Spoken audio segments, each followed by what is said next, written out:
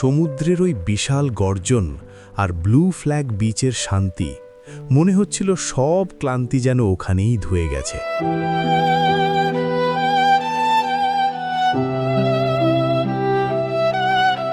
কিন্তু যারা রাস্তাকে ভালোবাসে তাদের তো এক জায়গায় বেশিক্ষণ থেমে থাকার উপায় নেই। মেদিনীপুর থেকে ঝড় বৃষ্টি মাথায় নিয়ে 400 কিলোমিটারের সেই অজানা রাস্তা পার করে আমরা পৌঁছেছিলাম পুরীতে। শহরের ভিড় আমাদের ধৈর্য পরীক্ষা নিয়েছিল ঠিকই, কিন্তু সমুদ্র আমাদের খালি হাতে ফেরায়নি। আজকের গন্তব্য ওড়িশার হৃৎপিণ্ড ভুবনেশ্বর, যে শহরে মানুষ আসে নতুন জীবন পাওয়ার আশায়। আজ সেই শহরেই আমরা খুঁজব একটু অন্যরকম বন্যতা। নন্দনকানন নামটা শুনলেই চোখের সামনে ভেসে ওঠে এক স্বর্গের বাগান। আর আজ আমরা সেই বাগানেই সাক্ষী থাকব নাম না জানা সব পশু পাখির অদ্ভুত জগৎটার।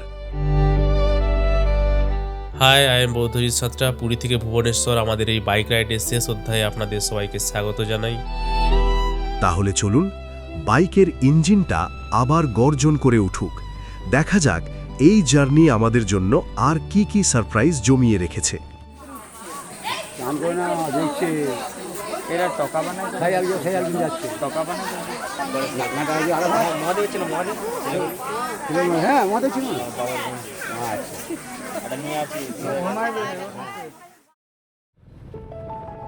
সকাল সকাল হোটেল থেকে চেক আউট সেরে আমরা বেরিয়ে পড়লাম গন্তব্য ভুবনেশ্বর। তবে পুরী ছাড়ার সময় একটা পিছুটান অনুভব করছিলাম। ভিড়ের কারণে মন্দিরে প্রবেশ করা হলো না, দেখা হলো না স্বর্গদ্বার। মনের ভেতর একটা না পাওয়ার বেদনা আর একরাশ মিক্সড ফিলিংস নিয়েই পুরীকে বিদায় জানাতে হলো। তবে চাকা তো থামবে না, তাই বুক ভরা আফসোস নিয়ে এগিয়ে চললাম আমাদের পরবর্তী গন্তব্য নন্দনকাননের দিকে। প্রায় 2 ঘন্টা একটানা রাইড করার পর আমরা প্রবেশ করলাম সিটি অফ টেম্পলস ভুবনেশ্বরে। তবে সত্যি বলতে কি জানেন, আমাদের বাঙালিদের কাছে এই শহরটা শুধু মন্দিরের জন্য পরিচিত নয়, এই শহরটা আমাদের কাছে একটা ভরসা। আমাদের ওপার থেকে হাজার হাজার মানুষ যখন চিকিৎসার সব আশা হারিয়ে ফেলে, তখন শেষ সম্বলটুকু নিয়ে তারা ছুটে আসে এই শহরেই।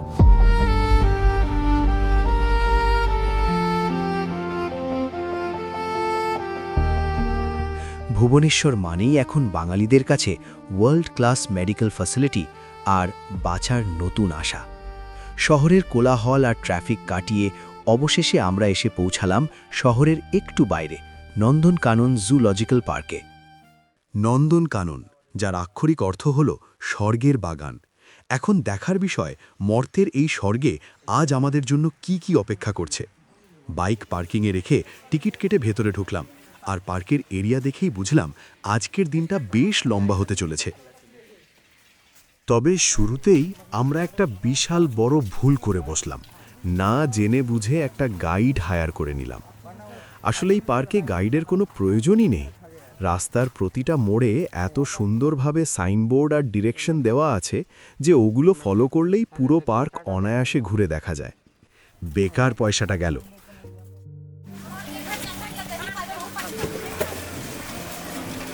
अच्छा, यहाँ से हम लोग उतरेंगे, उतर के देखते हुए जाएंगे, आगे गाड़ी में बैठेंगे।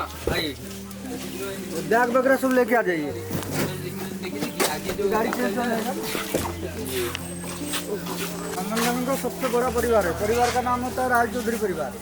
পার্কের শুরুতেই আমাদের ওয়েলকাম জানালো একদল শান্তশিষ্ট তৃণভোজী প্রাণী। চারদিকে তাকালে শুধুই হরিণের পাল। কেউ অলসভাবে ঘাস চিবোচ্ছে, আবার কেউ বা আমাদের দেখে সচকিত হয়ে উঠছে। এখানে চিত্রল হরিণ থেকে শুরু করে বিভিন্ন প্রজাতির হরিণ একসঙ্গে দেখতে পাবেন। তবে এত সব হরিণের ভিড়ে যিনি আলাদা করে আমার নজর কাড়লেন, তিনি হলেন ব্ল্যাক বাক বা কৃষ্ণসার মৃগ। এদের সৌন্দর্য ভাষায় প্রকাশ করা কঠিন। বিশেষ করে পুরুষ ব্ল্যাক বাকের গায়ের ওই মিশমিশে কালো রঙের ওপর সাদা পেটের কন্ট্রাস্টটা জাস্ট ওয়াও। আর তার সাথে ওই প্যাঁচানো লম্বা শিং, দেখলেই মনে হয় কোনো শিল্পী যেন নিখুঁত হাতে ভাস্কর্য তৈরি করে রেখেছে। এদের ওই রাজকীয় ভঙ্গি আর শান্ত চাহনি দেখে ট্রিপের শুরুতেই মনটা ভালো হয়ে গেল। ये व्हाइट ब्लैक में दिख रहा है, वो जाली के अंदर है, वो है ब्लैक बॉक किनार में कोने में उधर। हाँ हाँ, ब्लैक बॉक जिसको सलमान खान ने मार दिया था राजस्थान में, लेकिन वो तो अभी खाना खा रहे हैं, वो अंदर चला गया। यहाँ Black बाहर box। घूमते तो अच्छा लगता है।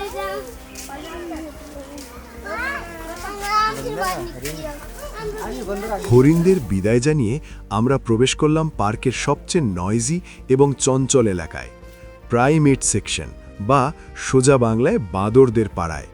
তবে এখানে আমাদের পাড়ার হনুমান বা লালমুখ বাঁদর নয়, দেখা মিলল বিশ্বের বিভিন্ন প্রান্ত থেকে আসা সব অদ্ভুত প্রজাতির। ये गिलहरी जैसा बंदर है, आठ बिराल जैसा बंदर। हाँ, ये कहाँ का निवासी? শুরুতেই নজরে পড়ল গোল্ডেন হ্যান্ডেড ট্যামারিন। ভালো করে লক্ষ্য করুন, হাত আর পাগুলো উজ্জ্বল সোনালী রঙের। দেখেই মনে হচ্ছে যেন কেউ শখ করে এদের হাতে দামি সোনার গ্লাভস বা মোজা পরিয়ে দিয়েছে। প্রকৃতি যে কত বড় ডিজাইনার, এদের এই ইউনিক কালার কম্বিনেশন না দেখলে বিশ্বাস করা কঠিন। हाँ, पका हुआ अंडा खाएगा, पका हुआ चिकन खाएगा, फल वगैरह भी खाएगा। पर जंगल में इसको अंडा कहाँ से मिलता है? इस जंगल में सुनिए, अमेज़न में जो छोटा मोटा कीड़ा वगैरह होता है ना, वही खाते हैं ये लोग। लेकिन यहाँ क्या करेंगे ना, ये कॉटन टॉप है, ये पूरा वो जाली में बिठा हुआ है। एक ही क्या? हाँ, कॉटन टॉप तामारिन प्रजाति होता है, तामारिन। इधर इधर इधर भैया, इधर उधर नहीं दिखेगा, ये जाली के अंदर दिखेगा वो। कॉटन शॉप टमाटर। हाँ हाँ, वो चल रहा है ना। ये कहाँ का निवासी है? ये सब ब्राज़ीली साउथ अमेरिका में मिलता है, अमेज़न फॉरेस्ट में। लेकिन ये क्या करता है, अमेज़न फॉरेस्ट में जो ग्रीन फॉरेस्ट होता है, सावाना फॉरेस्ट है, वहाँ पे ये ठहरता है।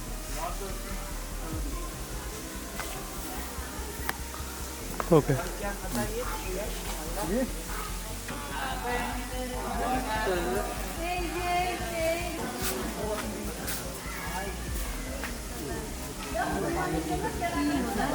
ओ, वो पेड़ के ऊपर बैठा है, एक वो पेड़ के ऊपर बैठा है। एक ही है? दो है ना, उसका वो पेड़ के ऊपर ये 4-5 है, कहीं छुपा हुआ है इसको। कहीं पे- स्क्विरल मंकी। ये थोड़ा अलग होता है, बहुत क्यूट होता है। मुंह में लिपस्टिक जैसा होता है, आँख में काजल होता है, हाथ में मेहंदी होता है, पूरा नेचुरल होता है। और ये क्या खा रहा है अभी?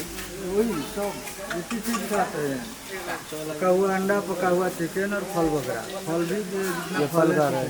हाँ, ये एप्पल खा रहा है अभी। আর সবশেষে দেখা মিলল এই সেকশনের হেভিওয়েট মেম্বারদের, এপস। वो कोने में जाइए, और अभी सोया है उधर। খাঁচার ওপারে বসে এরা যেভাবে আমাদের অবজার্ভ করছিল, জাস্ট গায়ে কাঁটা দিচ্ছিল। এদের বসার ভঙ্গি, চোখের চাউনি আর হাঁটা চলা সব কিছুর মধ্যে মানুষের সাথে এতটাই মিল যে ডারউইনের থিওরিটা চোখের সামনে জীবন্ত মনে হয়। সত্যি বলতে এদের অবিকল মানুষের মতো হাবভাব দেখলে গাটা একটু ছমছমই করে।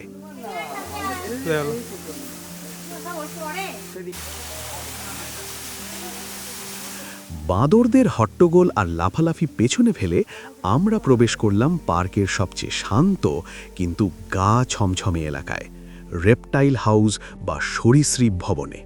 ঢুকেই প্রথমে চোখে পড়ল কাঁচের ঘেরাটোপে থাকা কিছু অদ্ভুত দর্শন ব্যাঙ। বাইরে এখন বর্ষাকাল, তাই এদের দেখে নিজের গ্রামের বাড়ির কথা মনে পড়ে গেল। তবে ব্যাঙ তো শুধুই ট্রেলার। এই সেকশনের আসল থ্রিল, যার নাম শুনলে বুকের ধরফরানি বেড়ে যায়, সেটা অপেক্ষা করছিল আর কয়েক পায়ে গলেই।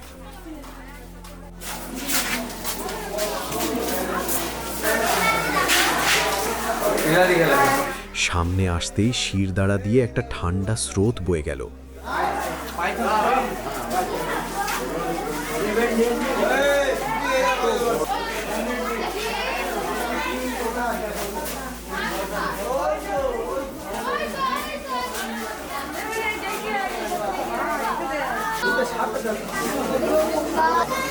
কাঁচের ওপারে যে মহারাজ ফনা তুলে বসে আছে, সে আর কেউ নয়, কিং কোবরা, পৃথিবীর সবচেয়ে লম্বা বিষধর সাপ। বইয়ের পাতায় অনেক পড়েছি, কিন্তু সামনাসামনি এর ওই চাউনি দেখলে বুকের ভেতরটা কেঁপে ওঠে। কাঁচের দেওয়াল আছে জানি, তবুও মনে হচ্ছে ও যেন এক দৃষ্টিতে আমাদেরই মেপে নিচ্ছে। রাজকীয় কিন্তু ভয়ঙ্কর।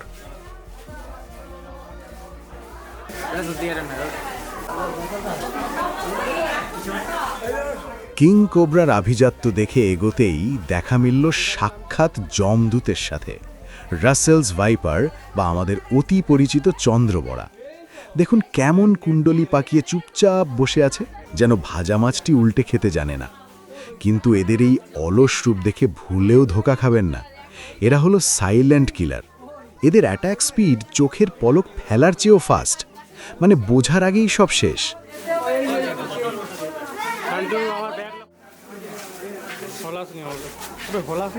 বিষধর সাপেদের তো দেখলাম, কিন্তু এবার যার সামনে এলাম তার বিষ নেই ঠিকই, কিন্তু গায়ের জোর দেখার মতো। ইনি হলেন ইন্ডিয়ান রক পাইথন বা আমাদের দেশি অজগর। চেহারাটা দেখুন একবার, মনে হচ্ছে যেন মোটা একটা গাছের গুড়ি পড়ে আছে। সাইলেন্ট কিলার যদি চন্দ্রবোড়া হয়, তবে ইনি হলেন মাসলম্যান। এদের বিষের দরকার হয় না, শিকারকে নিজের শরীর দিয়ে পেঁচিয়ে হাড়গোড় গুঁড়ো করে ফেলার ক্ষমতা রাখে। তবে যাই বলুন, এর গায়ের চামড়ার প্যাটার্নটা কিন্তু অদ্ভুত সুন্দর।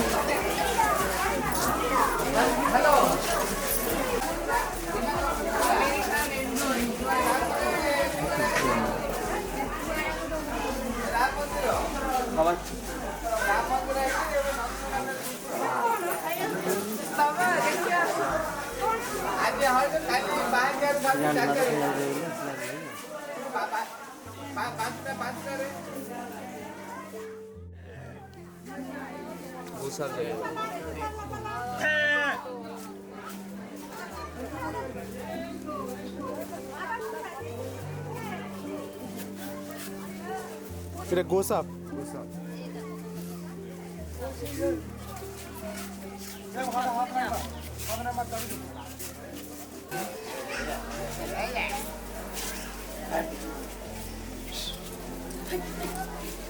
ছেলেরা কি করছো ভাই? ছোট হয়ে থোড়ি বড় হয়। সাপের রাজ্যের আতঙ্ক কাটিয়ে আমরা প্রবেশ করলাম জল দস্যুদের এলাকায়, কুমিরদের ডেরায়। টাকা ছুটছে।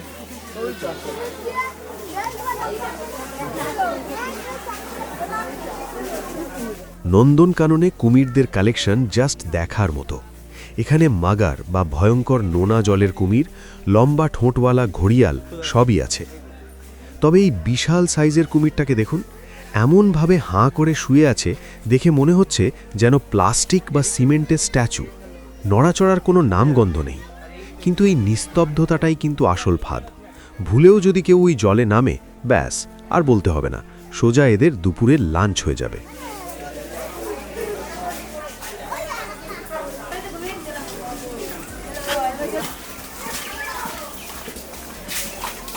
Malaysia, Myanmar, Cambodia, Thailand, Vietnam,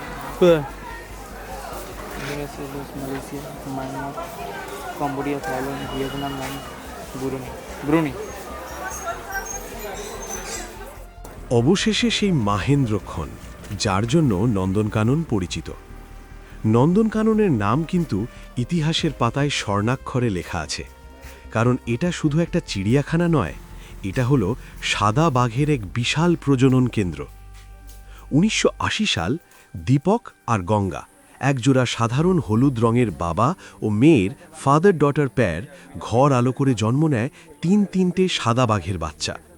বিজ্ঞানের ভাষায় যাকে বলে রিসেসিভ জিন এক্সপ্রেশন।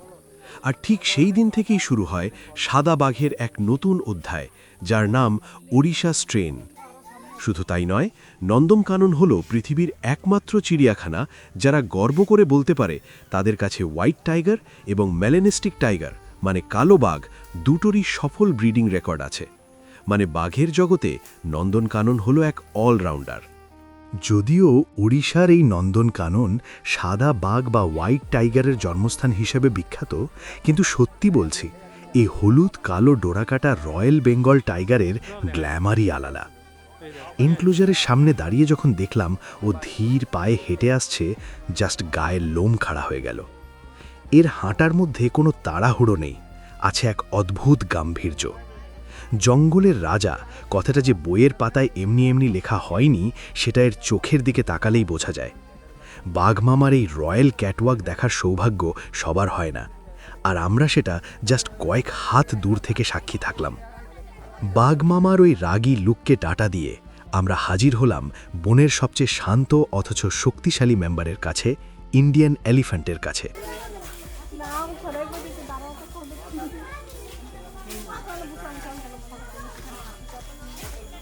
বিশাল বপু নিয়ে এরা দেখলাম বেশ মৌজে আছে। কেউ হেলতে দুলতে নিজের মনে ঘাস চিবচ্ছে, আবার কেউ সুর দিয়ে ধুলো উড়িয়ে নিজের পিঠেই মাখছে। এদের এই বিশাল সাইজ দেখে ভয় লাগলেও এদের চোখের দিকে তাকালে এক অদ্ভুত মায়া লাগে। বাঘের মতো হিংস্রতা নেই, আছে এক রাজকীয় প্রশান্তি।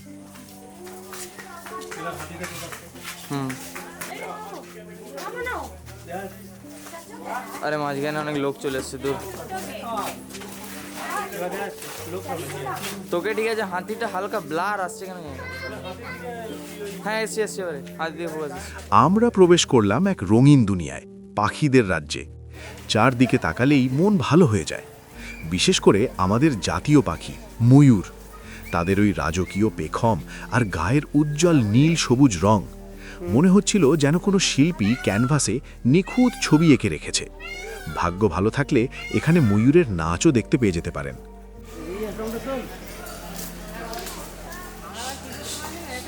হ্যাঁ ওই তিনটে মেয়ে দুটো ছোট।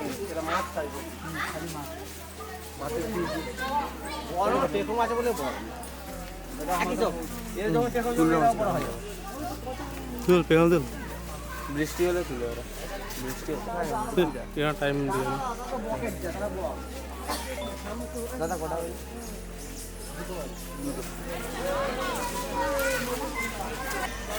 রেড জঙ্গল ফ্লো ফুল।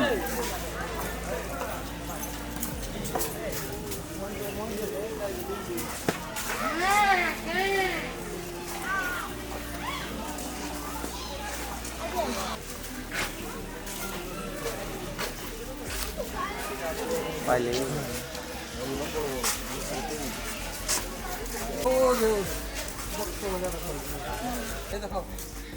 তবে পাখিদের ভিড়ে যাকে দেখে চোখ আটকে গেল সে হলো সারাস ক্রেন বা সারস। কোনটা? এও পেঁয়াজ খাই এরা।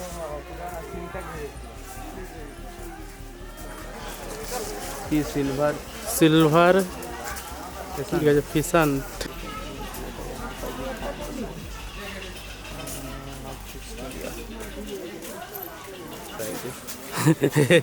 কি না হয়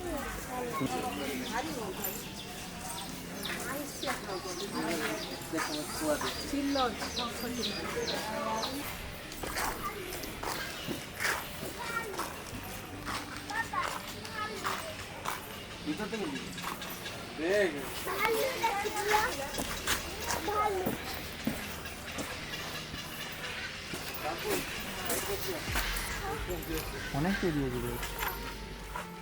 বাঘ, ভাল্লুক, সাপ, পাখি সব দেখা তো হলো, কিন্তু নন্দনকানন যে এত বিশাল সেটা হাঁটতে শুরু না করলে বোঝা যায় না। পুরো চিড়িয়াখানার চক্কর কাটতে কাটতে আমাদের পায়ের অবস্থা তখন, শরীর আর চলছে না। তাই সব ক্লান্তি দূর করতে শেষমেশ আমরা আশ্রয় নিলাম এই বিশাল লেকটির ধারে। সামনে শান্ত জল আর গায়ে লাগছে ঠান্ডা বাতাস। মনে হলো যেন এতক্ষণের হাঁটার কষ্টটা এক নিমেষেই উধাও হয়ে গেল। আরে পুরী এসছি, ভাইজাগ যাইনি।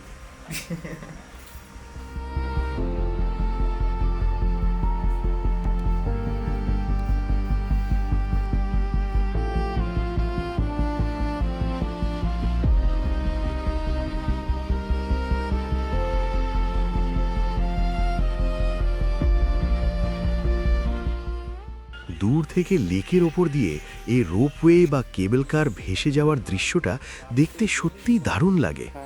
আকাশপথে জঙ্গল দেখার মজাই আলাদা। কিন্তু আমরা ঠিক করলাম আমরা এতে উঠব না। সেফটি। ইন্ডিয়াতে ট্যুরিজম স্পটগুলোতে মেইনটেনেন্স কালচারটা খুব ভয়ঙ্কর। কোনো সঠিক রেগুলেটরি অথরিটি নেই। এই তো কিছুদিন আগের ঘটনা, ঋষিকেশে বাঞ্জি জাম্পিং করতে গিয়ে কয়েকজন মারা গেল। এই জন্য দায়ী কে? কিছু পয়সা লোভী অশিক্ষিত মানুষ। কোনো অথরিটি নেই যারা রেগুলার এই তারগুলো বা মেশিনগুলোর কোয়ালিটি চেক করে। ম্যানেজমেন্টের লোকেরা টিকিট বেচতেই ব্যস্ত, কিন্তু যাত্রীদের সেফটি নিয়ে তারা কতটা ভাবে তা নিয়ে আমার যথেষ্ট সন্দেহ আছে। হয়তো আমি একটু বেশিই ভাবছি, কিন্তু prevention is better then cure, তাই না? তাই দূর থেকেই এটাকে টাটা জানালাম।